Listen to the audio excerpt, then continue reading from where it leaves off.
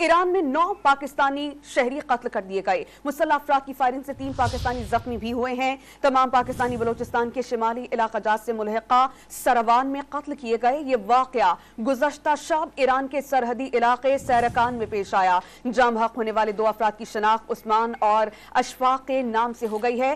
कत्ल किए गए 7 दीगर अफराद की शनाख्त नहीं हो सकी। इंतहाई इब्तदाई मालूमात जिससे डॉन न्यूज आपको मुत्तला कर रहा है, ईरान में 9 पाकिस्तानी शहरियों को कत्ल कर दिया गया, जबकि मुसल्लह अफराद की फायरिंग से 3 पाकिस्तानी जख्मी भी हुए हैं। ये वाकया गुज़श्ता शब ईरान के सरहदी इलाके सैरकान में पेश आया। तमाम पाकिस्तानी बलोचिस्तान के शिमाली इलाकों से मुल्हिका सरवान में कत्ल किए गए। जाम हक होने वाले 2 अफराद की शनाख्त उस्मान और अशफाक के नाम से हुई। कत्ल किए गए 7 दीगर अफराद की शनाख्त नहीं हो सकी।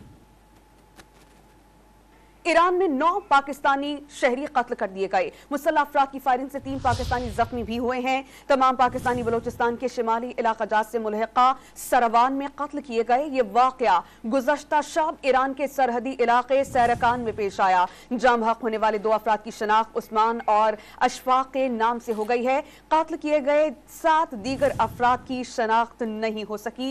इंतहाई इब्तदाई मालूमात जिससे डॉन न्यूज आपको मुत्तला कर रहा है, ईरान में 9 पाकिस्तानी शहरियों को कत्ल कर दिया गया, जबकि मुसल्लह अफराद की फायरिंग से 3 पाकिस्तानी जख्मी भी हुए हैं।